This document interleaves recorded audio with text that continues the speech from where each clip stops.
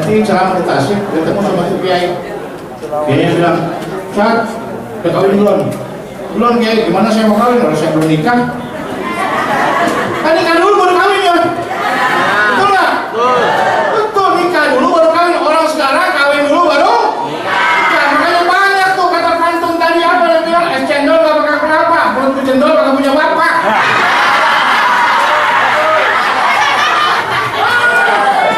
Yang bener nikah dulu baru bunting, itu bener. Kalau udah nikah mau bunting 100 kali boleh, silakan, halal. Quran yang bilang istrimu adalah ladang-ladangmu, betul nggak? Kalau kita punya ladang kita mau kacau dari mana juga boleh, sambil mundur aja boleh. Istrimu adalah ladang-ladangmu, silakan nikmati semua kamu. Tuh bapak ibu udah nikah bebas.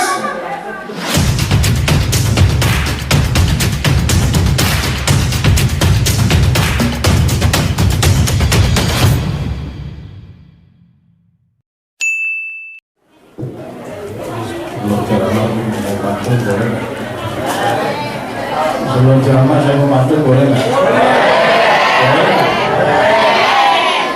Cempaka Putih Kampung Amblong. Jauh nggak? Jauh nggak? Jangan jalan kaki, bego capek. Assalamualaikum warahmatullahi wabarakatuh.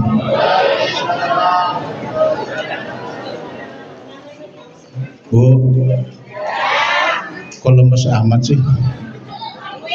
Ibu-ibu yang gak jawab salam saya doain besok lakinya kawin lagi. Mau bu? Ibu mau nggak? Lakinya kawin lagi mau nggak? Yang mau angkat tangan. Bohong kau. Ya, kalau bapak kawin lagi mau nggak pak? Bapak mau nggak? Gak usah ditanya lu mah. Assalamualaikum warahmatullahi wabarakatuh. Alhamdulillahilladzi anzala ala abdihil kitaba wa lam yaj'al lahu iwaja qayyima. Alhamdulillahilladzi lam yattakhidh waladan wa lam yakul lahu syarikun fil mulki wa lam yakul lahu waliyyun min dhulli wa kabbirhu takbira. Asyhadu an la ilaha illallah wahdahu la syarika lah al-malikul haqqul mubin wa asyhadu anna sayyidana wa nabiyyana Muhammadan abduhu wa rasuluh khatamin anbiya'i wal mursalin al-imamul kamil fi dunya wad din al-hadi ila siratal mustaqim. Allahumma salli wa sallim wa karim ala sayyidina Muhammadin man jukirtu indahu falam yusalli alayya bahwa bahil. Barang siapa disebut namaku kata Rasulullah dia tidak bersalawat, itulah manusia yang paling pelit. Disebut nama Nabi Muhammad dia tidak bersalawat, itulah manusia yang paling pelit. Sekali lagi salawat. Kalau nggak dijawab juga jangan-jangan orang Cempaka Putih nabinya bukan Muhammad nih, bisa jadi nabinya Musadek. Musadek nabi bukan? Nabi bukan? Tahu dari mana ente dia bukan nabi? Tahu dari mana ente Musadek bukan nabi? Tahu dari mana? Quran pakai air lah nabi ba'da, betul. Kalau kata Habib Salim As-Satiri, tanda-tanda kenabian tuh nggak ada di zaman nabi-nabi sekarang ini, nggak ada. Kata Habib Salim As-Satiri itu banyak tandanya, bisa 200 lebih. Kalau saya sampaikan tanda-tandanya 200 lebih ini bisa sampai jam 2. Kuat nggak? Bu, saya ceramah sampai jam 2, ibu kuat nggak? Lo kuat, gue enggak. Ya, kalau usah banyak-banyak, 2 aja deh. Kata beliau, tanda jasa di alamatul jasa di alal anbiya, kata Rasulullah bahwasanya ada 200 lebih. Di sini 2 aja udah batal tuh. 2 aja Musadek udah batal. Yang pertama kata beliau, jasa dia nabi yang pertama, nabi itu dari Adam sampai Nabi Muhammad tidak ada yang perutnya gendut. Nabi badannya semua bagus, atletis, nggak ada nabi yang badannya gendut. Kiai mesti gendut. Kalau kiai gendut berarti banyak panggilan.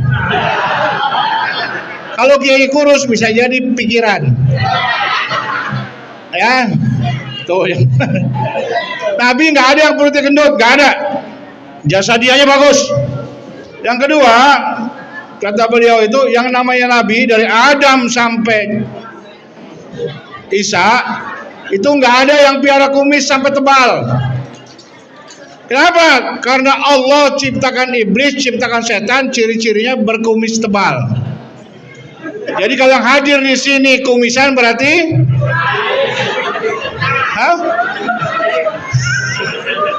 Gak usah ditutup, gue udah lihat. Ya, nggak ada yang kumisan dapat tebal. Karena Allah ciptakan iblis, ciri-cirinya berkumis tebal. Ya, ini aja udah salah udah salah. Ya, nggak usah pakai hadis, nggak usah pakai Quran, ini aja udah salah jasadiannya. Jadi mari baca salawat. Allahumma sholli wa sallim wa karim ala sayyidina Muhammadin wa ala alihi wa sahbihi ajmain, amma ba'd. Hadratul Mukarram, para alim ulama, para habaib sekalian saya muliakan, saya cintai. Wabil khusus kepada guru kita, Habib kita, Habib Quraisy. Maaf Bib, pamnya apa Bib? Alatos. Ya, mudah-mudahan panjang umur, sehat walafiat. Kebetulan alhamdulillah malam ini saya bahagia banget karena saya ketemu guru saya, Kiai Haji Abdul Karim. Beliau adalah salah satu guru saya. Ya, salah satu guru saya. Makanya gue ngomong agak grogi juga nih, ada guru gue nih. Ya, doakan beliau panjang umur, sehat walafiat. Ya, Bapak Ibu sekalian, serta para guru-guru sekalian, para santri sekalian. Maaf tidak saya sebutkan namanya, tapi saya dikasih kertas nih. Gue kirain amplop.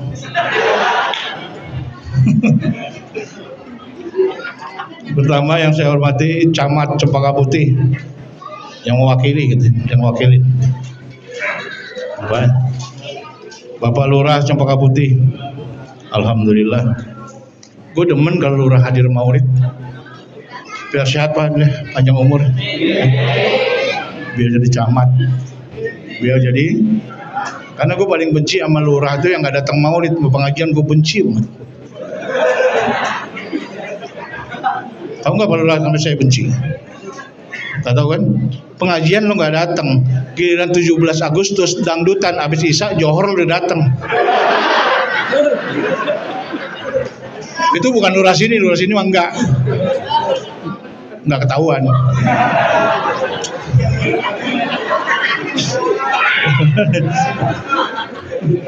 Jadi saya senang benar kalau ada pejabat hadir maulid itu, saya senang, berarti dia cinta Rasulullah. Ya, cinta Rasul. Kali Pak Lurah ya. Babinsa. Ada Pak Babinsa? Di luar. Iya, Bapak Wahyudi panjang umur, sehat walafiat. Bimas Pol, Bapak Wahab Wisnu. PRW ada PRW? Diwakilin? Ya. Alhamdulillah. PRW-nya kemana Pak Ji? Tadi saya lihat lagi di jalan. Tahu jalan kemana? Kok nggak tahu? Lurahnya datang, RW-nya nggak datang. Smackdown Pak, besok Pak, Smackdown. Jabatan gue lebih tinggi, lu rendah, lu nggak ngargain gue, lu betul nggak? Tonjok Pak.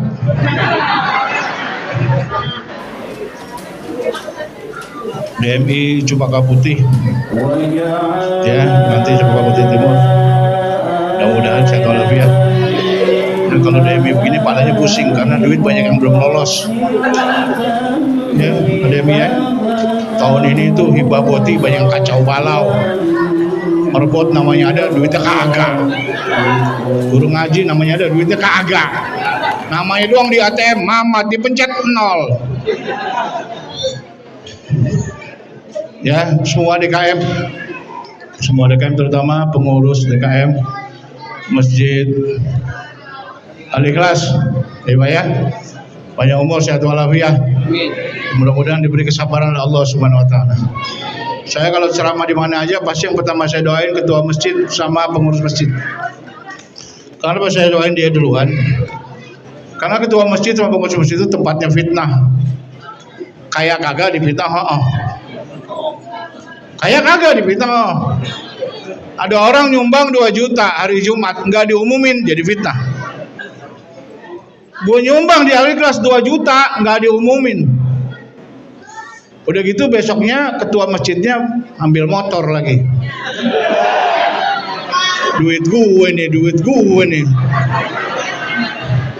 Iya Pak, makanya gak usah heran Pak, kenapa demikian? Karena dari Nabinya udah begitu. Jangankan pengurus masjid dari Al-Ikhlas, Nabawi dibawa oleh Rasulullah jadi fitnah. Siapa yang fitnah Rasulullah? Orang Islam. Rasulullah itu hijrah dari Mekah ke Madinah, berhenti otanya di tanah anak yatim namanya Sahal dan Sahul. Ya, dipanggil oleh Rasulullah. Tanah siapa nih? Sahal dan Sahul ya Rasulullah, panggil, sudah menghadap Rasulullah. Tatkala menghadap Rasulullah, Rasulullah bilang, "Wahai Sahal dan Sahul, tanahmu akan aku bangun sebuah masjid." Kata Sahal dan Sahul, "Ya Rasulullah, silakan ambil tanah saya buat wakaf, pahalanya buat emak bapak saya." Rasulullah enggak terima. Oh, enggak. Kenapa? Kalau aku terima tanah wakafmu, masa depanmu terancam karena kau anak yatim. Kau yatim piatu, punya harta segini-segini, jangan diwakafin buat masa depanmu sekolah, buat masa depanmu hidup. Maka dipanggil nih orang kaya nih. Sayyidina Abu Bakar, Sayyidina Umar, Sayyidina Utsman. Kalau Ali miskin Ali. Makanya lo hati-hati namanya anak Ali, lo hati-hati. Kayaknya Ali itu imannya kaya, tapi nasibnya kesian miskin. Miskin. Ya. Bapak Ibu sekalian, dipanggil oleh 3 orang kaya, Abu Bakar, Umar, Utsman, panggil. Apa kata Rasulullah? Wahai 3 sahabatku yang kaya ini, bayarin tanah Sahul dan Sahal ini 3 kali lipat. Dibayar 3 kali lipat oleh 3 sahabat ini karena dia orang kaya. Salah satunya yang paling kaya adalah Umar bin Khattab. Umar bin Khattab itu hidupnya 15 abad yang lalu, sampai sekarang hartanya masih ada di Mekah. Masih ada 10 hektar kebun korma daripada Sayyidina Umar di Mekah. Benar Kiai, lu pergi umroh, lu pergi haji, tanya sama guide di sana, mana kebun korma yang Sayyidina Umar bin Khattab? Masih ada. Orangnya hidup 15 abad yang lalu bersama Rasulullah, hartanya masih ada. Orang Cempaka Putih baru sampai cucu udah ngontrak. Betul nggak? Betul nggak? Ini bangunan hotel nih, tanah engkong gue nih. Dulu.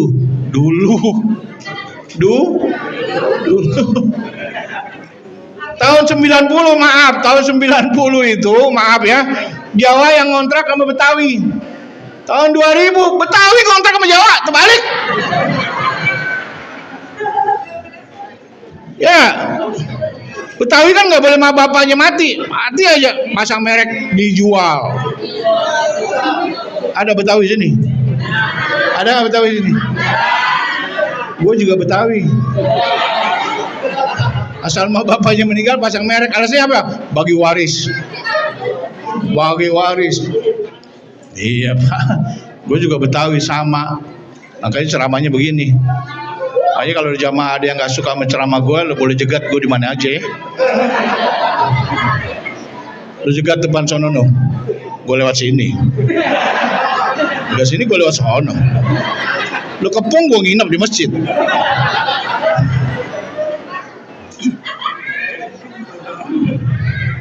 Ya. RW-nya ada. Hansip ada Hansip. Banser adanya. Banser. Iya. Tolong jagain sendal gue. Dari tanggal 1 Rabiul Awal, maaf ya, bukan sombong. Saya udah ceramah kemana aja Pak? Ya saya udah ceramah ke sini, di sini saya ke Warakas nih. Ya saya janji tadinya mau ke sana pertama. Tuh Palalan itu bawelnya setengah mati. Alikas dulu Kiai. Alikas dulu. Berisik amat, padahal lu nggak manjerin gua kan? Karena Palalan tuh teman saya kecil. Beliau dulu ngajinya sama saya punya bapak di Kampung Ambon. Ya, jadi kenal baik dengan keluarga beliau. Gitu.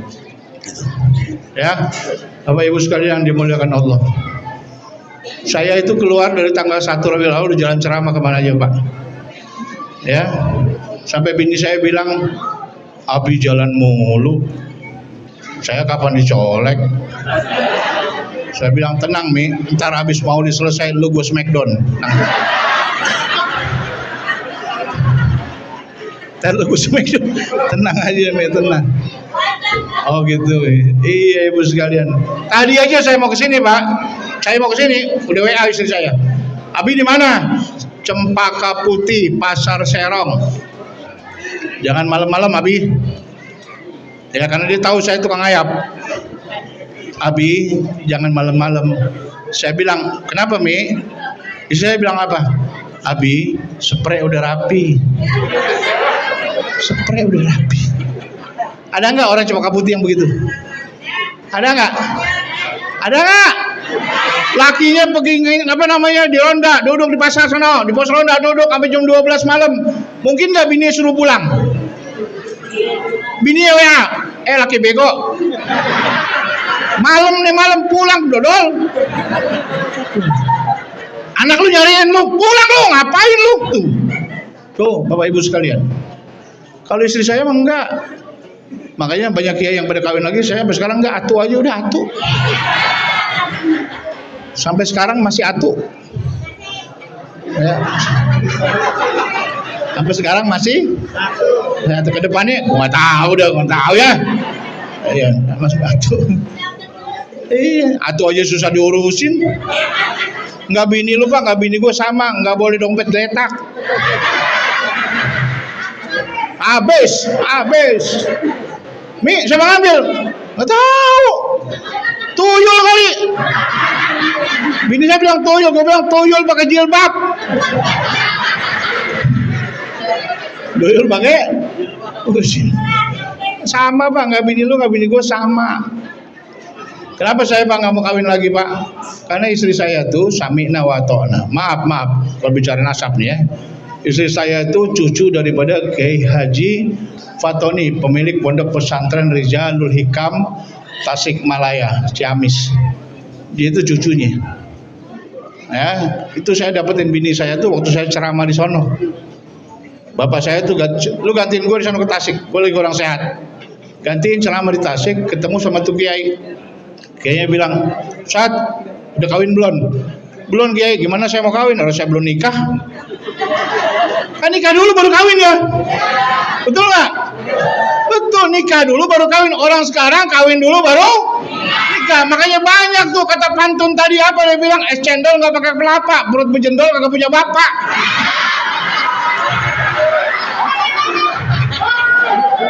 Yang bener lo nikah dulu baru bunting, itu yang bener.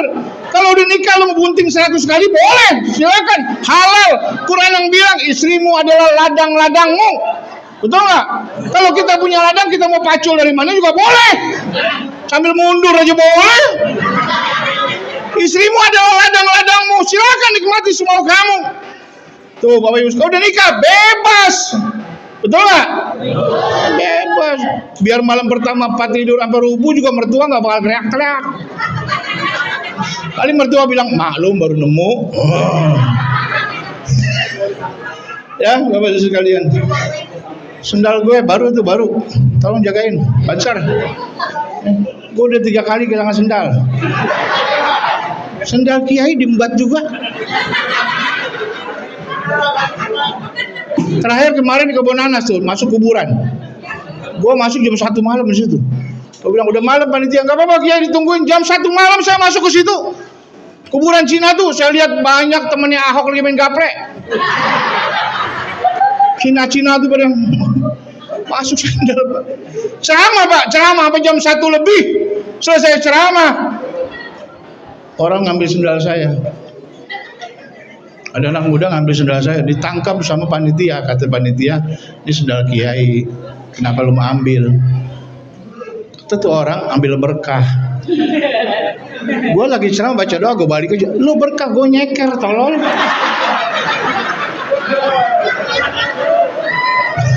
Lu berkah, gue nyeker, enak di lu gak enak di gue. Bapak Ibu sekalian yang dimuliakan Allah, tolong jaga sendal gue baru tuh. Alhamdulillah berkat undangan panitia saya bisa silaturahmi ke sini Masjid Al-Ikhlas, bisa berjumpa dengan guru saya Kiai Abdul Karim, dengan Habib Quraish. Ya Bapak Ibu sekalian, mungkin saya kasih tahu dikit, mungkin di antara para Bapak Ibu sekalian tadi ada yang ngelihat saya tetap menghormati Habib itu tetap saya hormati. Ya, walaupun sekarang ini begitu banyak orang perang soal nasab. Ya, Pak, kalau saya tetap menghormati para habaib, terutama habaib yang punya ilmu. Karena guru saya bilang seperti itu. Lu jangan sembarangan aja judi salaman-salaman tentang dia mancung bewokan, lu main salaman aja. Bukannya Habib, ntar dulu, lihat dulu. Bisa jadi dia mukanya muka Arab tapi tukang tembakau. Begitu Bib, itu guru saya ngomong gitu. Karena selama ini saya ngajinya dengan almarhum al-mahfir al-Habib Alwi bin Ahmad Jamalulail. Itu guru saya ngaji sama beliau 15 tahun. Selain saya ngaji sama bapak saya almarhum Kiai Haji Muhammad Naim Ali, saya dioper lagi ngaji sama beliau seminggu 2 kali selama 15 tahun. Waktu saya lagi ngaji hari Kamis sore, ada orang pes Arab, saya kirain habaib, saya lagi ngaji, saya berarti saya cium tangan. Tapi saya cium tangan, dikeplak kepala saya sama Habib Alwi. Goblok lu. Habib, lihat dulu. Itu kan Habib, lihat dulu. Biar dibawakan, biar di hidungnya mancung. Belum tentu di Habib. Main cium tangan aja, blow on lu. Disitulah beliau mendoktrin saya bahwasanya maaf, habaib itu kalau yang tidak punya ilmu tidak ada keberkahan. Saya tahu Habib Quraisy ngajar sini berarti beliau punya ilmu. Yang saya hormati adalah ilmu beliau. Ya. Jangan bicara soal nasab. Saya menegaskan sini. Pak Kiai, bagaimana soal nasab? Nasab tidak boleh ada yang otak-atik yang ngakuin dia cucu Nabi atau bukan, kecuali Rasulullah yang ngomong. Kalau Rasulullah yang ngomong, dia bukan cucu gue, dia cucu gue, baru kita percaya. Kalau orang lain yang ngomong, buat saya nonsen. Buat saya nggak benar. Habib ya tetap Habib. Habib banyak yang mulia karena ilmunya. Karena ilmu, ya, makanya saya lihat Habib Quraisy ini katanya ngajar di sini. Iya, alhamdulillah. Walaupun beliau kurus, saya cium tangan. Gue ngomong bener nggak? Habib Quraisy kurus kan? Kurus. Kenapa kurus? Berkatnya kurang. Makanya lu murid-muridnya mesti. Baik Bapak Ibu sekalian yang dimuliakan Allah, kita mau bicara soal maulid. Tapi sebelum saya bicara maulid, saya katakan saya diijazah sama guru saya Al-Habib Alwi bin Ahmad Jamalulail. Kalau lagi ceramah begini atau lagi ngajar ngaji di taklim, saya bisa lihat orang yang pendek umur. Ini kalau lagi begini nih kelihatan orang yang pendek umur, saya bisa lihat nih. Ada ciri-cirinya Kiai? Ada. Mau tahu? Mau tahu? Pertama, orang itu pendek umur kalau lagi ngaji kelihatan ciri-ciri yang pertama adalah duduknya nyender.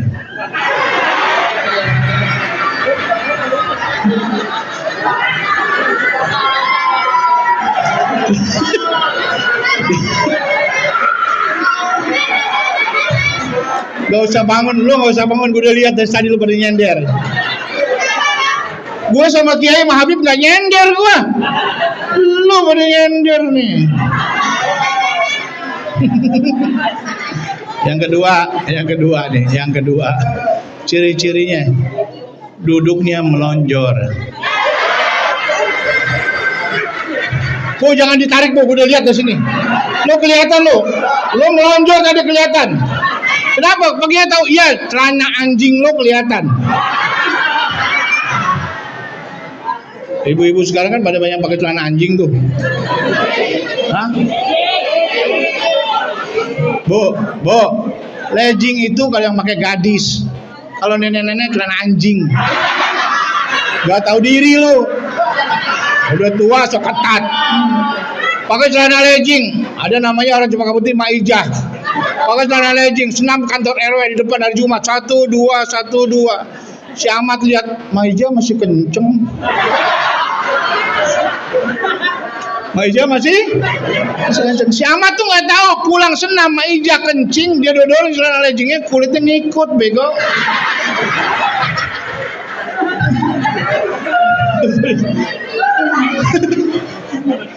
Makanya saya bilang nenek-nenek yang pakai celana legging nggak tahu diri. Kalau pakai celana legging buat dana dalam, pakai lagi gamis yang panjang itu boleh. Apalagi anak gadis sekarang nih banyak yang pakai celana wahai. Hawaii sedengkul di atas dengkul wahai. Atasan lagi, aduh hai. Atasan lagi, hai hai. Tadi gue dari Kampung Ambon di sini sampai Pasar Serong, mobil gue dikepot anak gadis 3 naik motor. 3-tiganya pakai celana wahai. Gue nggak lihat, sayang. Gue lihat, dosa nggak? Lu mesti ngaji lagi lo, kata Imam Ghazali dalam kitabnya Mazmum Syarah Al-Ghazali, perempuan yang memperlihatkan auratnya maka dia menanggung dosa sebanyak orang yang lihatnya. Lu pikir ini? Perempuan yang memperlihatkan auratnya maka dia menanggung dosa sebanyak orang yang lihatnya. Jadi yang lihatnya nggak dosa, liatin. Rezeki wajah gue liatin. Dia lurus ke sana, pas belok baru gua astagfirullah. Jangan. Ya, Bo, apalagi gue benci banget tuh sama suami yang kalau jalan sore sama bini itu, tahu gak? Naik motor berdua sama bininya. Bini itu keramas. Naik motor berdua, mau ngeringin rambutnya begini-gini di motor nih. Kumpet banget itu. Dalam hati saya, bini gue laki goblok. Aurat diperlihatin. Ya. Iya. Bini yang ngayap keluar pakai celana pendek, yang dosa laki yang di rumah. Rambut di aurat diumbar-umbar, yang dosa laki yang di rumah. Nih kita yang dosa ini. Ibu sekalian. Ya. Bini memamerkan auratnya, kita suami yang dosa. Karena biar bagaimanapun juga, apa yang dilakukan istri pasti yang kena suaminya. Siapa tuh? Poindun, iya. Laki siapa? Itu Bang Ahmad. Kenapa? Itu bini ya Bang Ahmad mamer aurat tuh. Yang kena siapa? Ahmad. Yang ketiga, ciri-ciri orang pendek umur, kalau ngaji ngantuk. Ngaji itu tahlilan la ilaha illallah. Yang tuan rumah bilang apa? Khusyuk banget. La ilaha illallah. Ustadznya baca Robbana atina fid dunya, bangun plek. Kenapa bangun? Berkat mau keluar.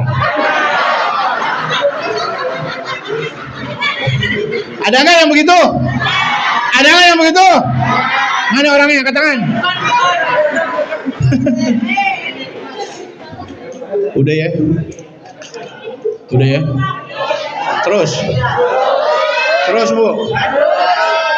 Lu nyuruh gue terus lu mau nambahin berapa? Amplopnya udah dilem, udah nggak mungkin dibuka. Baik, kita soal maulid. Bo, maulid hukumnya apa?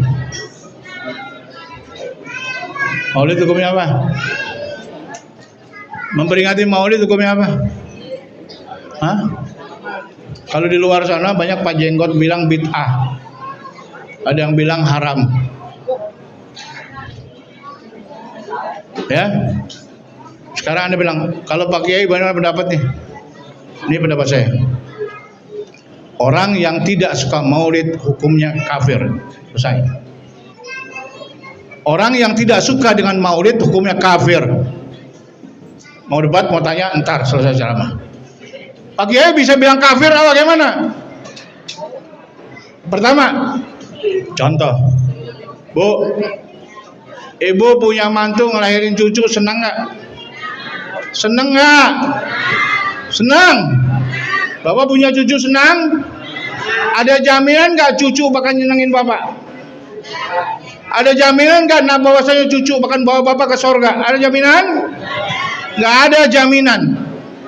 Cucu yang lahir nggak ada jaminan buat keselamatan kita senang. Bahkan di Depok sana anak dilahirkan setelah dia dewasa dia membunuh ibu kandungnya 70 kali tusukan pisau dapur. Padahal itu anak lahir, emaknya girang nggak? Itu anak lahir bapaknya girang nggak? Girang Pak, girang. Di Lampung sana, anak kecil, anak muda pulang dalam keadaan mabuk, ibunya lagi tidur diperkosa. Waktu lahirnya ibunya senang nggak? Senang. Waktu lahirnya senang, padahal di akhirnya dia membawa petaka buat kedua orang tuanya. Lahirnya dia senang, dia sambut dengan meriah. Tapi di akhirnya dia jadi merusak daripada ibunya, membunuh ibunya. Yang lebih konkret, punya kucing Anggora beranak, seneng nggak? Seneng nggak?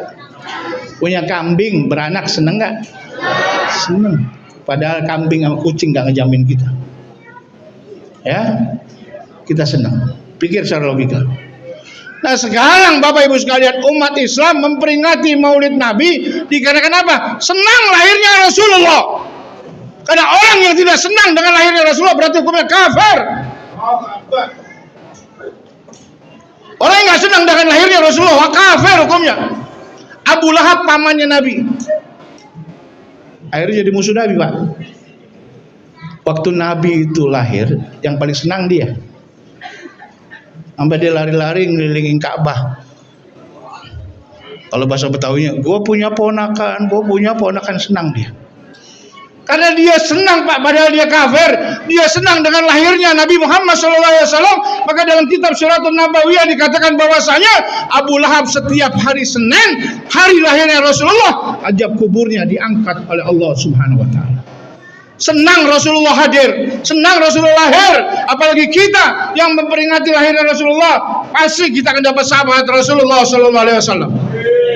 Makanya saya berani katakan, orang yang tidak senang dengan Maulid, tidak senang dengan lahirnya Rasulullah, hukumnya adalah kafir. Tapi Pak Kiai di sana dibilang bid'ah. Semenjak Rasulullah nggak ada, semuanya udah bid'ah. Semuanya udah bid'ah. Ini masjid bid'ah nih. Kenapa? Nabi masjidnya nggak pakai karpet, bawahnya pasir. Besok hari Minggu, yuk gotong royong, karpet kita gulung, aurin pasir, 2 truk, nggak sampai 2 jam harum di masjid. Harum apaan? Harum tai kucing. Kalau kata orang Salafi Wahabi dibilang apa? Tai kucing bukan najis. Kalau orang-orang kita ahli fikih di sini ada Kiai Abdul Karim tanya beliau, namanya tai itu najis, mau tai apa kan najis? Coba tai kucing nggak najis. Iya kalau yang bulat, kalau yang mencret,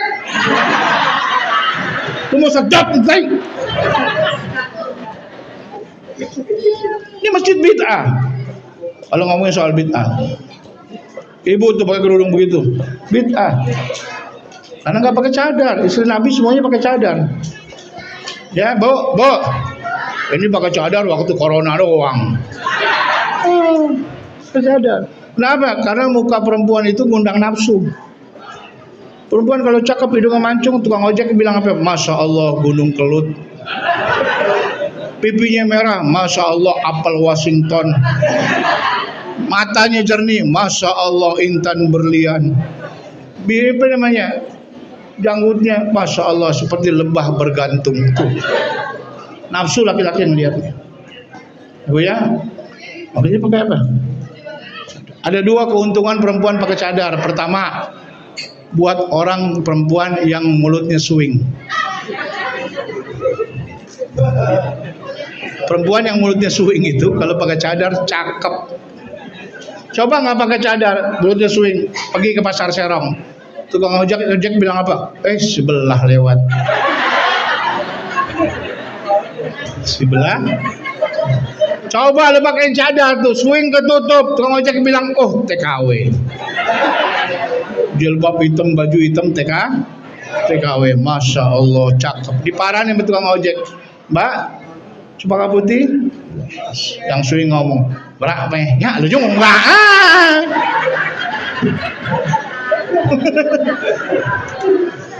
Ayo ya.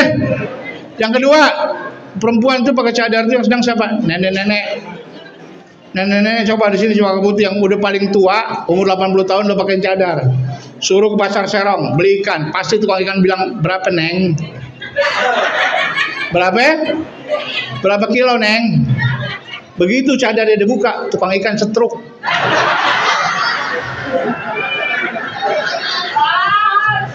Oh, ya. Iya, Pak. Sekalipun di luar sana tuh jangan didengerin tuh mereka semua tuh jangan didengerin tuh. Jangan didengerin.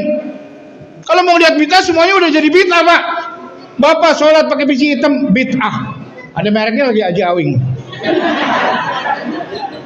Kapan Rasulullah sholat pakai biji Haji Awing? Lu kira Haji Awing orang Tasik Rasulullah?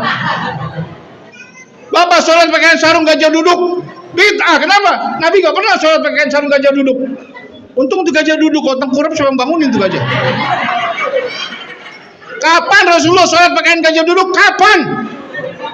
Hah? Semuanya dibilang bid'ah, makanya jangan diikutin, Pak. Ya, jangan diikutin. Ini yang pertama. Siapa yang tidak suka dengan maulid hukumnya kafir. Berarti dia manusia yang tidak suka lahirnya Nabi kita Muhammad. Yang kedua, kenapa kita bikin maulid? Karena kita cinta. Saya ambil ini daripada khutbah ceramah daripada Sayyid Muhammad Maliki almarhum di Mekah. Pertama, maulid kita peringati karena kita senang. Yang menyelamatkan kita datang lahir Nabi Muhammad minal zulumati ilan nur. Dia yang bawa kita ke depan pintu surga. Betul? Dia akan nolongin kita. Dia akan memberikan syafaat buat kita. Itulah Muhammadur Rasulullah. Yang kedua, kita senang. Kita cinta sama Rasulullah. Ada yang hadir sini gak cinta sama Rasulullah, silakan keluar. Yang tidak cinta sama Rasulullah silakan keluar. Ngapain lu di sini? Kita hadir sampai malam seperti ini karena kita cinta dengan Rasulullah. Betul? Karena di atas dunia ini cinta yang hakiki cuma cintanya Rasulullah. Cinta ibu sama bapak bohong. Cinta bapak sama ibu bohong. Cinta anak sama orang tuanya bohong. Cinta pejabat sama rakyatnya bohong semuanya, Pak, bohong. Oke, buktiin, oke. Gue buktiin. Lu masih lama. Karena mimpi gue semalam jelek, mimpi jelek banget. Amplop gue satu pakai sayap. Jangan gak kau udah kesini.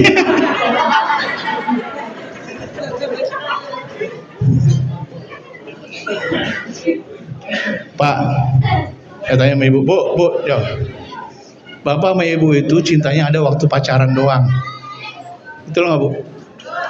Waktu pacaran nyebrang di jalan raya ada kontainer lewat, bapak bilang apa? Stop. Kenapa? Karena cinta. Betul? Pas sudah kawin,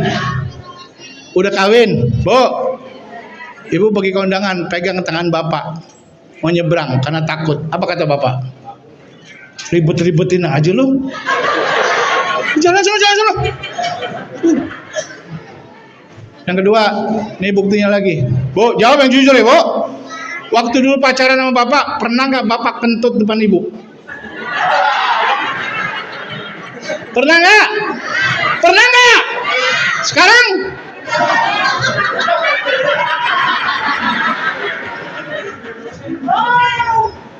Bapaknya pulang sembahyang Isya nanya, Mi, nonton apaan? Isya. Ntar lagi nonton sinetron. Sinetron apaan? Ikatan Cinta. Apalagi habis ini? Separuh Hati. Lakinya lewat, yang separuhnya lagi pret. Jangankan bapak sama ibu, saya juga begitu waktu pacaran, Bu. Sama istri saya tuh kalau saya mau kentut, Neng, lo ngambilin minum dia masuk ke dapur, baru saya mepet di tembok, prepet. Kalau sekarang mah bodoh amat, pet. Dipet. Itu cinta hilang. Hilang nggak cinta? Hilang nggak cinta? Hilang. Pak, jawab yang jujur. Pak, kalau istri bapak meninggal, maaf, nangisnya berapa hari?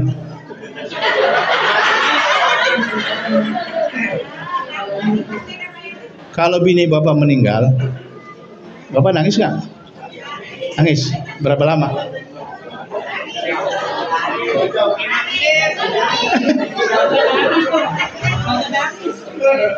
Ada yang nggak nangis? Pas salim tangan, Pak, saya mah ikhlas Pak, biarin dia pergi, dia kesian. Kalau ibu meninggal, Bapak pasti tuh. Bicara kawin lagi nih. Gua paling benci lu, Mas Nang, gue paling benci sama laki yang kalau ngomong lagi bilang apa? Gua kawin lagi karena sunnah Rasul. Setan lu, bukan orang lu.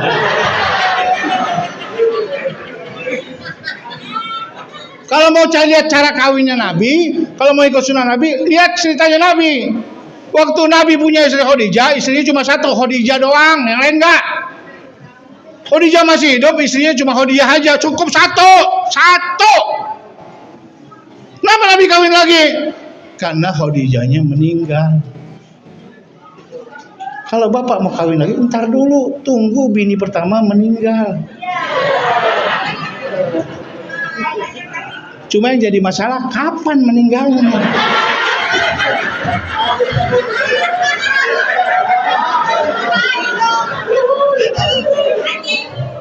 Itu yang pertama. Yang kedua, Nabi kawin lagi segitu banyak karena Allah yang suruh buat nyebarin Islam.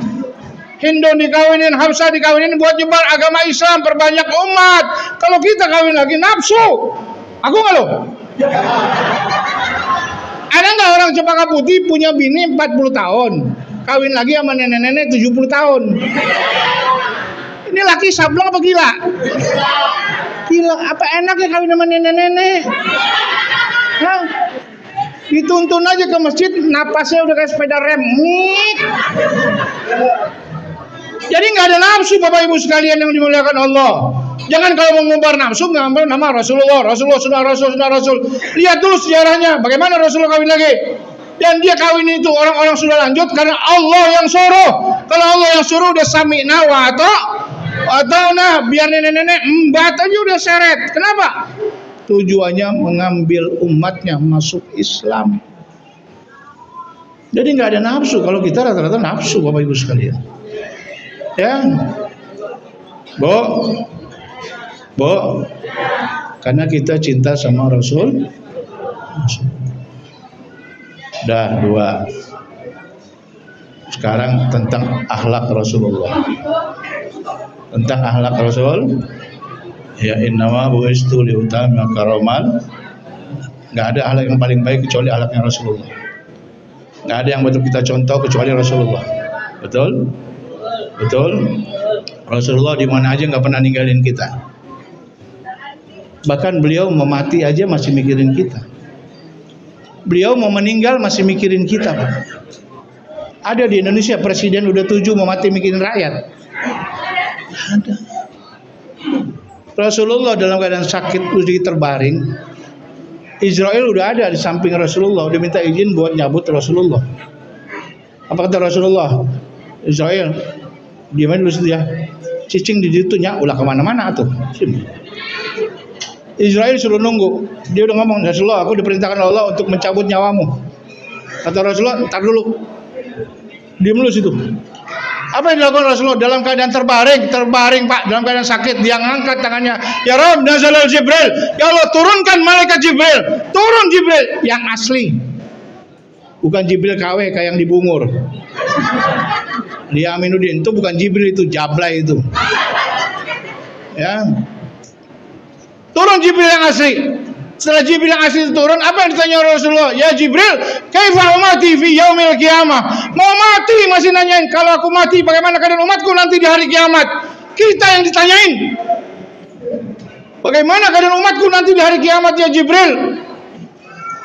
Jibril berkata, ya Rasulullah, qala Allah Ta'ala, telah berfirman Allah Subhanahu wa taala, la tadkhuluna al-jannata ala sayyidil anbiya qablataka ya Rasulullah. Tidak akan pernah masuk surga nabi-nabi yang lain dari Adam sampai Isa enggak pernah masuk surga qablataka ya Rasulullah, sebelum kau yang masuk duluan. Sebelum nabi masuk surga, nabi-nabi sekarang semuanya masih di alam barzakh. Bangun Rasulullah, duduk. Ya Jibril, laisa ana ummati, bukan aku. Yang aku tanya bukan keadaanku, bukan umatku. Coba saudara bayangin betapa cintanya Rasulullah. Oh masih dipertegas kepada Jibril, bukan gua pasti masuk surga, umat gua. Berkata Jibril, wa qala Allah Ta'ala, telah berfirman Allah Subhanahu wa taala, la tadkhuluna al-jannata ala sayyidil umam qabla ummataka ya Rasulullah. Tidak akan pernah masuk surga umat Nabi yang lain sebelum umatmu masuk semua ya Rasulullah. Itu mau mati masih mikirin kita. Gimana lagi Isra Mi'raj? Beliau menjawab apa? Assalamu alayna wa ala ali badil. Buat kita lagi. Di langit beliau masih ingat kita. Mau mati beliau masih ingat kita. Mau cari orang di mana yang seperti Rasulullah? Mau cari nabi di mana yang seperti Rasulullah? Mau cari di mana orang seperti beliau? Bapak Ibu sekalian, makanya kita lebih wajib mencintai Rasulullah.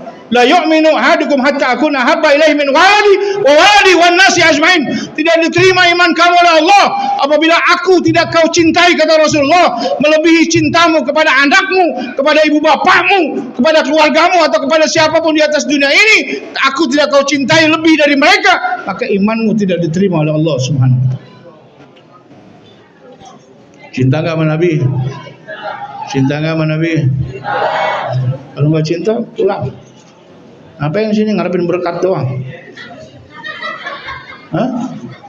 Sekarang ngomong akhlak Nabi. Ya, ini akhlak Nabi nih. Ringan, tapi kelihatannya berat, susah. Ya, susah. Nabi itu pergi hijrah ke Madinah. Sampai di Madinah, Nabi ngelihat ada pengemis tua dan buta. Matanya buta udah gitu tua.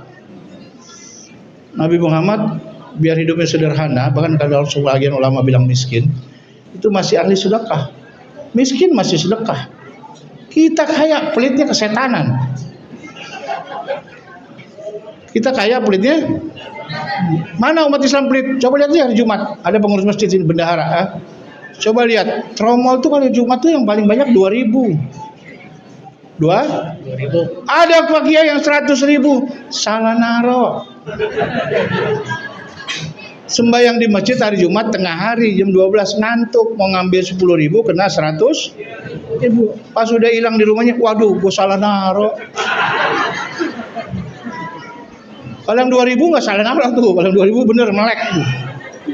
Mau masuk surga sama harganya WC umum. Bu, Pak. Rasulullah sedekah. Tatkala sedekah, tukang minta-minta ini bukan bilang terima kasih, enggak. Tukang minta-minta ini malah ngomong apa? Ya akhi Muhammadun kizbun la tusalli alaih. Wahai saudaraku, bahwasanya Muhammad itu tukang bohong. Jangan kau patuh, jangan kau ikutin dia, jangan kau ikuti. Ternyata ini tukang minta-minta yang tua dan buta ini, setiap orang bersedekah selalu memaki Nabi Muhammad. Kalau kita dimaki gitu marah nggak Pak? Marah nggak? Kapok gue ngasih lu lagi. Tuh. Tapi Nabi Muhammad enggak. Beliau dimaki, dia anggap sebagai tukang pembohong. Beliau selama hidup di Madinah 13 tahun tukang minta-minta buta itu selalu dikasih makan oleh Rasulullah. Pagi sore dibawain makanan sama Rasul 13 tahun. Padahal setiap hari Rasulullah selalu dengar dia dikatain tukang bohong. Tapi dia tetap sedekah ngasih. Sehingga sampailah Rasulullah wafat. Habis Rasulullah wafat nggak ada lagi yang ngasih makan. Abu Bakar Siddiq datang ke putrinya Siti Aisyah. Aisyah, ada nggak kerjaan suamimu yang belum ayahmu kerjakan? Kata Aisyah, ada Pak. Apaan? Suamiku selama di Madinah pagi dan sore selalu bawain makanan pengemis tua dan buta yang ada di pasar Madinah. Kata Abu Bakar, gua terusin, gua lanjutin. Dilanjutin oleh Abu Bakar Siddiq, dia cari tuh pengemis tua dan buta itu, dicari, ada, dikasih duit oleh Abu Bakar Siddiq. Kagetnya setengah mati Abu Bakar Siddiq, dia bilang apa? Ya hei Muhammadun kesbon, Muhammad itu tukang bohong. Karena nabinya dihina, Abu Bakar Siddiq diri dia. Oh, brengsek juga nih. Udah tua, udah buta, belagu lagi nih. Kalau orang Cempaka Putih ditendang itu. Minta-minta nggak tahu diri lu. Marah Abu Bakar Siddiq, dia berkata, wahai pengemis tua dan buta, tahukah kamu siapa yang kasih makan kamu selama 13 tahun? Pengemis tua itu bilang apa? Tanya kok. Saya nggak tahu. Kok nggak tahu? Iya, kan gue buta. Pertama, yang kedua, yang ngasih makan saya itu selama 13 tahun nggak pernah nyebutin namanya. Ini pelajaran buat kita kalau ngasih sedekah. Kalau ngasih sedekah jangan sebutin namanya. Kita ngasih sedekah ke masjid 2 juta nggak diumumin, marah sama pengurus masjid. Bahkan memfitnah pengurus masjid. Kadang-kadang kita kasih data yang kuat. Amal jariah 2 juta dari Haji Fatimah yang rumahnya di Gang Sempit RT 7 RW 12 Cempaka Putih. Mau dia apa? Biar dipuji. Rasulullah 13 tahun bersedekah kepada fakir miskin, buta dan tua, nggak pernah menyebutkan namanya. Makanya kalau kita amal jariah kepada siapapun, jangan sebutin nama kita. Kalau kita amal jariah ke masjid, tulis dari hamba Allah atau dari umat Muhammad itu.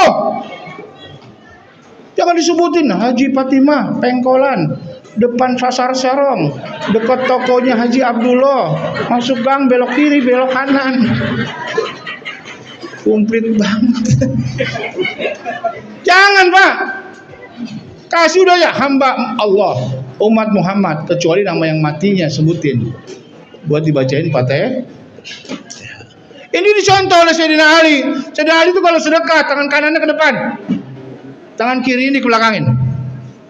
Ditanya oleh Salman Al-Farisi, kenapa caramu begitu ya Ali? Aku mengikuti Rasulullah. Pada saat tangan kananku memberi sedekah, jangankan istriku, jangankan anakku, jangankan manusia di atas dunia ini, tangan kananku bersedekah, tangan kiri pun jangan sampai tahu kalau tanganku bersedekah. Ini kalau begini jadi hilang sifat riaknya. Kanan ngasih, kiri di belakang. Sedekah yang benar begitu. Karena Quran bilang apa? Ya ayyuhalladzina amanu la tubtilu shadaqatikum bil mani wal ala. Wahai orang yang beriman, jangan kau hilangkan pahala daripada sedekahmu dengan menyebut-nyebutnya. Jangan disebut-sebut. Mau namanya kayak, mau jumlahnya jangan disebut. Kenapa? As-sadaqu baina abdi wa rabbih, kata Rasulullah. Sedekah itu antara urusannya yang punya duit, antara hamba dengan Tuhannya. Cuma 2 urusannya, kita sama Allah. Selesai. Itu sedekah yang benar begitu. 13 tahun Rasulullah nggak pernah nyebutin nama. Yang kedua, orang buta, apalagi ciri-cirinya orang itu yang ngasih kau makan. Kata orang buta ini, yang ngasih saya makan, tubuhnya harum. Ternyata Rasulullah tubuhnya harum. Ulama berkata, kenapa tubuhnya Rasulullah harum? Karena Rasulullah badannya nggak banyak dosa, nggak ada dosa besar, nggak ada dosa kecil, dia maksum. Jadi harum. Kita udah pakai minyak wangi seember masih bau ketek. Apalagi sembahyang subuh, gue empet banget kalau sembahyang subuh tuh. Makanya bapak-bapak sembahyang nih, jamaah ya, jamaah nih. Kalau bisa kalau sembahyang subuh jangan nguap, bau jigong, tau gak lu? Oh. Pertama tuh. Yang kedua, kadang-kadang takbirnya bau ketek. Wow. Tinggal yang sebelah. Oh. Makanya sholat itu disunahkan pakai minyak wangi begitu tuh Pak tuh. Mengganggu konsentrasi orang. Mana bau ketek, mandi kagak. Pakai baju-baju tidur, kain sarung, astagfirullahaladzim. Allahu Akbar. Yang sebelah wajah tuh. Wajah iya. Jadi bergerak. Tapi saya dengar tadi dari pengurus masjid di sini kalau subuh itu masya Allah, jamaahnya banyak sampai 5 saf. Bukan ke sono, ke sini. Berarti 5 orang sembahyang. Tubuhnya Rasulullah harum. Makanya para sahabat tuh kalau melihat Rasul datang ke masjid, dia nggak perlu lihat jasadnya. No, Rasulullah datang. Kalau kita kan begitu. No, Ustadz datang. No. Kelihatan jasadnya. Karena Ustadznya sendiri bau. Ya. Sahabat tuh kalau ngelihat Rasulullah datang tuh nggak perlu lihat mana wujud Rasulullah, mana jasad Rasulullah. Enggak. Sahabat tuh kalau lagi kumpul bau wangi, Rasulullah datang. Wangi. Wah. Badannya wangi, dia nggak pakai Rexona, wangi. Lu udah pakai minyak klonyo, udah pakai bedak purol, udah pakai minyak wangi. Ibu-ibu tuh wangi kalau kondangan doang. Kalau kondangan wangi, giliran tidur sama lakinya bau minyak jelanta. Makanya perempuan masuk neraka tuh banyaknya begitu. Buat kondangan aja pakai baju baru wangi, kondangan di gang sebelah muter dulu ke Serong. Padahal kondangan di sebelah. Bu, dandan yang cantik itu buat suami. Kalau malam Jumat wangiin badan, wangiin tubuh, pakai minyak wangi, pakai baju yang menerawang. Diri depan pintu, abang. Iya, Bapak Ibu sekalian. Ini tidur sama laki, habis goreng tempe, ikan asin, pakai daster. Udah gitu yang lebih celakanya lagi, maaf. Gitu, malam Jumat laki ada hajat. BH-nya pakai peniti, Pak. Dibuka dipeluk sama lakinya ketusuk peniti. Tetanus mati lakinya, Pak. Jangan pakai minyak jelanta, pakai minyak wangi bagus. Habis goreng minyak, goreng itu makanya jangan salahin kalau bapak kawin lagi ya Pak ya. Gara-gara lu juga sih. Yang ketiga, Rasulullah itu badannya wangi. Yang kedua, Rasulullah itu mulutnya harum, suaranya merdu, suaranya kalau beliau ngomong nusuk di kalbu, begitu enak didengar, begitu indah didengar. Kenapa suaranya merdu? Karena Rasulullah mulutnya nggak punya dosa. Mulut kita tukang dosa. Ibnu Hajar bilang apa? 10 dosa manusia asalnya pertama yang paling besar adalah dari mulutnya. Bu, Ibu, paling enak ngomongin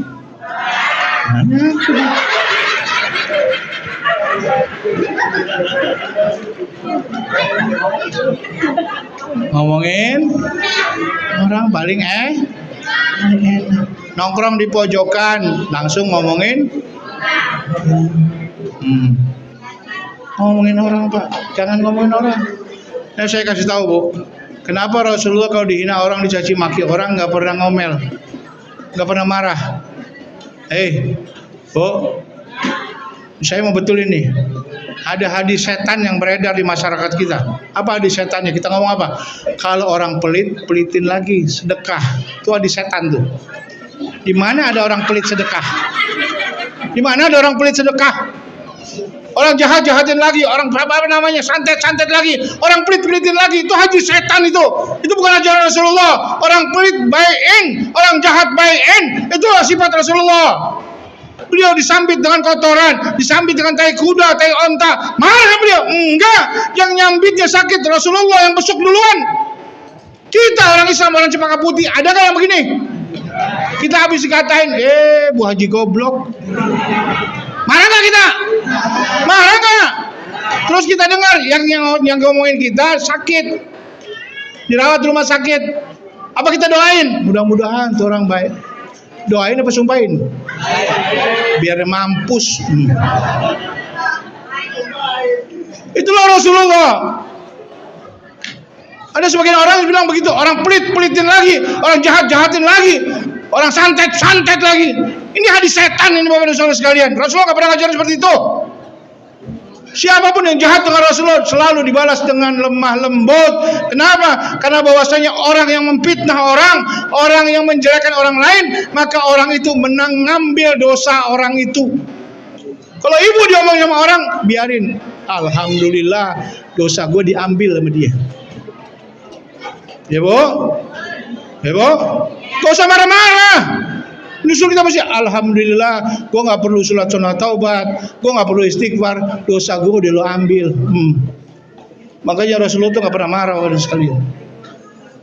Jaga nih akhlaknya Rasulullah, nih mulutnya Rasulullah. Mulutnya Rasulullah nggak pernah caci maki orang. Ya, yang jadi bos, yang jadi RW, yang jadi lurah, yang jadi camat, jangan suka maki-maki orang. Lu kerja yang bener lu, badung lu, setan lu tuh. Tahu Pak Lurah begitu Pak ya? Enggak Pak Lurah ya? Jangan Pak Lurah. Jangan. Ya, jangan. Camat juga begitu. Sini Lurah. Ini Lurah coba kabuti payah nih, lelet nih. Ya, jangan. Rasulullah nggak pernah begitu. Semuanya dibicarakan dengan baik-baik oleh Rasulullah. Makanya Rasulullah tuh kenapa Islam bisa tersebar dunia? Yang jadi masalah adalah akhlaknya Rasulullah begitu bagus. Akhlaknya begitu indah sehingga orang terharu dengan akhlaknya, bahagia dengan perkataannya, sehingga tidak sedikit orang yang memeluk Islam karena akhlaknya Nabi kita Muhammad. Mulutnya harum, merdu. Yang ketiga, Rasulullah itu kata pengemis tua buta ini, itu orang yang ngasih saya makan, tangannya halus. Coba periksa tangan kita, Pak, periksa. Kapalan mulu, ya Bu. Padahal ibu-ibu tuh kalau lihat tangan ibu tuh halus, karena ibu-ibu tuh ada 3, manikur, pedikur, diukur. Manikur, pedikur, diukur. Kain kapannya diukur. Bapak Ibu sekalian, Rasulullah tangannya halus. Ketika dia mengusap dada saya, orang itu begitu halus tangannya. Kenapa tangan Rasulullah halus? Ulama berkata tangan Rasulullah itu halus. Kenapa? Karena tangan Rasulullah selalu di atas. Walaupun dia miskin, walaupun dia hidupnya sederhana seadanya, dia itu nggak pernah nadah tangan kepada makhluk. Dia selalu tangannya di atas, ngasih sedekah. Sehingga diceritakan tatkala Aisyah nyuci gamisnya Rasulullah, dia cuci gamisnya Rasulullah, di kantong Rasulullah itu banyak kerikil, banyak batu, Pak. Batu ini banyak. Ditanya oleh Aisyah, suamiku ini batu apaan di kantong? Buat apa batu segini banyak? Rasulullah bilang apa? Sungguh itu batu aku pakai untuk mengganjal perutku yang lapar. Kalau Rasulullah lapar, dia ganjal pakai batunya di gamisnya, ditekan seperti ini. Coba lihat, seorang nabi, seorang pimpinan dunia, umatnya miliaran, tapi dalam keadaan sederhana. Dia tahan laparnya, Pak. Tatkala dia berkata itu batu itu untuk menahan rasa laparku. Didengar oleh Abu Bakar masuk ke rumahnya. Abu Bakar nangis, ya Rasulullah, nahnu ghaniyun. Kami ini semua kaya ya Rasulullah. Kenapa kau tidak minta kepada kami? Apa kata Rasulullah? Tanganku tidak pernah menadah kepada makhluk. Tanganku tidak pernah menadah ke makhluk. Rasulullah tangan tidak pernah minta kepada pejabat, nggak pernah minta kepada orang kaya, apalagi sekarang nggak pernah minta sama caleg. Caleg apa culik? Ngomongnya indah-indah, tahu di atasnya jadi maling lu. Ada sini caleg. Kau pikirin lu, kau pikirin. Seorang kiai, Pak, seorang kiai di Cianjur. Kemarin bulan lalu saya ceramah di Cianjur. Itu kiai sepuh. Umurnya 103. Dikit banyak, Pak. Itu sepuh, badannya udah bongkok. Saya cium tangan beliau nggak mau cium tangan. Apaan sih kayak gitu, nggak mau. Tapi tetap saya peluk, saya cium. Karena dia ulama, ngajinya dia duluan dia sama gua. Dia itu ngomong sama saya di kamarnya. Indonesia ini nggak bakalan berkah kayak Zuhdi. Kenapa begitu, Buya? Pertama, yang haram kelewatan banyak. Contohnya apa? Dia bilang, contohnya orang-orang yang pada nyalek. Nyalek dalam akidah Islam itu hukumnya haram. Nyalek dalam akidah Islam hukumnya haram. Kenapa haram? Ada ayatnya. Innamal khamru wal maisiru wa ansabu rizqun min amali syaitan. Minum-minuman keras dan mengundi-ngundi nasib, itu kerjaan setan. Nyalek ngundi nasib nggak? Nyalek ngundi nasib nggak? Ngundi nasib nggak? Ngundi nasib dia. Dengan uangnya ditebarin ke seluruh Jakarta, seluruh Indonesia, dinyalekin dirinya. Pilih gue ya, pilih gue. Ngundi nasib, mau jadi syukur enggak stres. Ya banyak gak cari yang stres? Banyak gak cari yang stres? Banyak, udah habis 2 miliar, 5 miliar nggak jadi dia. Ada yang udah nyumbang karpet di masjid nggak jadi, digulung lagi karpetnya. Ada kan? Diambil lagi karpetnya. Makanya beliau bilang nih, mama ini bilang kalau orang-orang Sunda kan kalau kiai sepuh dipanggilnya mama. Indonesia nggak bakal berkah karena terlalu banyak keharaman, termasuk nyalek itu hukumnya haram. Mengundi-ngundi nasib dan menebar-nebar uang. Saya bilang, oh benar juga. Ya, pasang foto di mana-mana, biar dipilih, nggak dipilih, ngundi-ngundi nasib. Itu kata Mama Cianjur begitu Pak. Dan saya benerin itu. Bapak Ibu sekalian yang mulia. Rasulullah tuh Abu Bakar Siddiq menangis, kami ini kaya ya Rasulullah. Kalau kau lapar, kau susah, kenapa kau nggak minta sama aku? Sayyidina Utsman mantunya Rasulullah kaya, tapi Rasulullah nggak pernah nadahkan tangannya. Rasulullah bilang apa? Tanganku hanya menadah kepada Allah Subhanahu. Masya Allah. Berkata Abu Bakar Siddiq, pengemis tua dan buta, kau tahu itu orang siapa? Nggak tahu. Itulah Muhammad Rasulullah. Itulah Sayyidina Muhammad, orang yang setiap hari kau hina, tiap hari kau katakan tukang bohong. Dialah yang selama 13 tahun ngasih makanmu. Mendengar nama Sayyidina Muhammad seperti itu, pengemis tua ini pingsan, gabruk. Bangun dari pingsannya, dia berkata, Asyhadu an la ilaha illallah wa asyhadu anna Muhammadar Rasulullah. Masuk Islam dia Bapak sekalian. Kenapa dia masuk Islam? Akhlaknya Rasulullah. Makanya kita bikin peringatan Maulid, ambil akhlaknya Rasulullah. Gak usah banyak-banyak, atu aja atu. Kebanyakan gak kuat. Kebanyakan atu aja deh. Sedekah mulai sekarang stop, jangan nyebutin nama. Ya Bu, ya Pak ya. Udah. Ngerti? Paham? Udah ya. Gak usah lama-lama nih, maafin nih, saya ditungguin di Warakas. Ada lagi Bu, ya.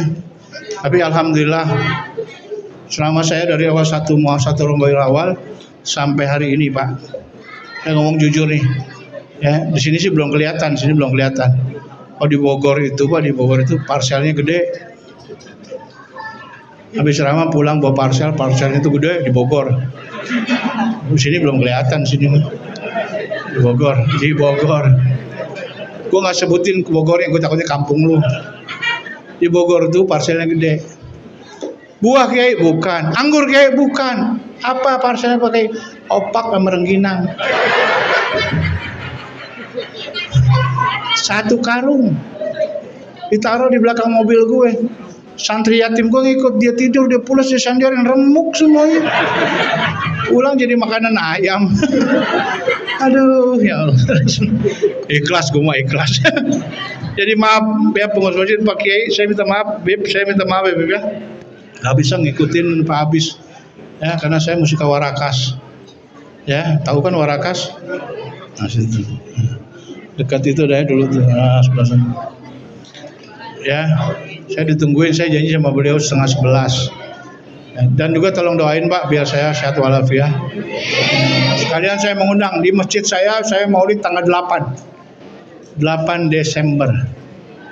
Silakan datang. Nanti kalau Bapak Ibu datang saya siapin nasi kibulin.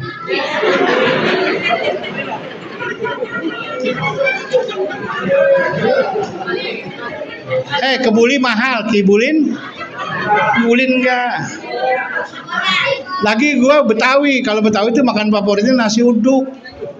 Nasi? Gue udah mesen sama Po Ijah. Ya, sekalian tasakuran saya punya masjid karena baru selesai dibangun Pak. Masjid saya dibangun 4,5 tahun, menghabiskan dana sekitar 4,5 miliar. Seperak pun tidak ada duit pemerintah, duit partai nggak ada, duit Jokowi apalagi kagak ada. Duit Gibran apa lagi? Kagak. Masjid saya tuh murni 4,5 miliar, muslimin muslimat asli. Partai-partai mau ngasih saya tolakin semua, enggak. Kita nggak jadi Kiai. Emang lu Tuhan bilang nggak jadi? Kalau Allah bilang jadi nggak? Jadi tuh jadi. 4 tahun gue bikin jadi Pak. Nggak ada duit partai, nggak ada duit pemerintah. Enggak Pak. Sekali lagi demi Allah enggak. Semuanya duit umat Bapak dan Saudara sekalian. Ya, iya Bapak Ibu sekalian. Datang tanggal 8 Desember Sabtu malam Minggu. Ya, kenapa Pak Kiai kok begini malam Sabtu? Iya karena kalau malam Minggu saya masih ngayap. Maaf, undangan saya itu sampai Januari masih ada. Oh, peringatan mau. Iya, gue lagi panen gue nih. Gue lagi panen bener nih. Tapi bini saya itu orang yang paling ikhlas. Gak pernah mau saya kasih duit, maunya amplop. Hah? Kalau saya pulang nggak nanya, Bi mana duitnya? Enggak, Bi amplopnya mana? Yang hebatnya lagi, saya itu kalau saya kasih amplop, amplopnya dibuang. Kalau saya kasih amplop, amplopnya dibuang. Nah, itu dia. Bapak Ibu sekalian dimuliakan Allah. Saya itu kalau habis ceramah begini ya, demi Allah demi Rasulullah. Kalau Bapak datang ke tempat saya di Kampung Ambon Jalan Paku itu, saya punya pondok pesantren yatim, khusus yatim. Itu gratis total. Di sini kalau anak yatim yang nggak keurusan, taruh di tempat saya. Saya sekolahin sampai aliyah. Karena saya mampunya cuma sampai aliyah.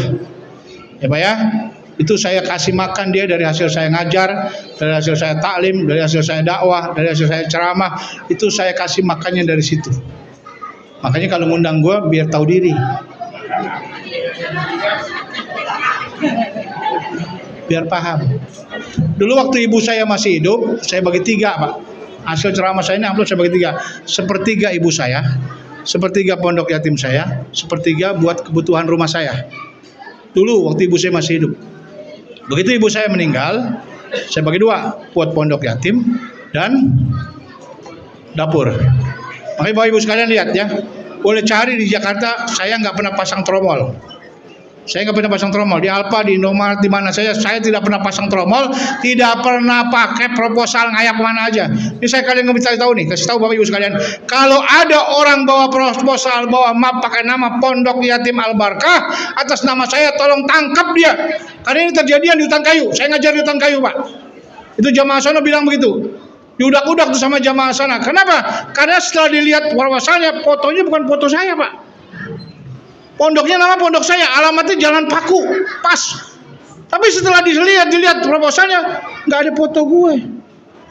Fotonya bukan foto gue, kan gue ganteng begini kan kelihatan.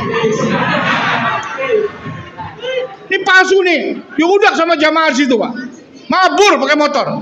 Jadi saya tidak pernah pasang proposal, nggak pernah nyuruh siapapun Pak ya, nggak pernah. Anak yatim saya sekarang ini ada 26 orang, semuanya makan dari hasil saya dakwah, dari hasil saya ngajar, dari hasil saya ceramah. Makanya kalau ngundang gue biar ngerti. Dulu saya bagi 3 sama ibu saya. Makanya ibu saya dulu tuh Pak, Masya Allah. Bu, Pak, beliau tuh kalau saya pergi ceramah jam berapapun beliau nggak bakal tidur. Kalau mobil saya belum masuk pondok, beliau nggak bakal tidur. Saya pernah nanya, kenapa sih udah jam 2 nih belum tidur juga? Saya emang gak usah ditungguin. Apa katanya saya? Zodi, gue bukan nungguin lo, gue nungguin bagian gue. Gue takutnya lo capek jadi lupa. Makanya Bapak lihat cek di Cempaka Putih yang namanya nenek-nenek duitnya pasti banyak. Ya enggak? Ibu-ibu kalah sama nenek-nenek. Nenek-nenek itu duitnya banyak, di mana-mana banyak duitnya. Nyimpennya aja di sini. Maka kejadian di Jakarta itu kejadian, nenek-nenek naik seran dicopet. Copetnya nekat, dia masukin ke dalam. Kena gunungnya kepegang. Sama nenek-nenek itu lu lepas, gue teriak. Lu lepas, gue teriak. Akhirnya copet ngikutin apa pul.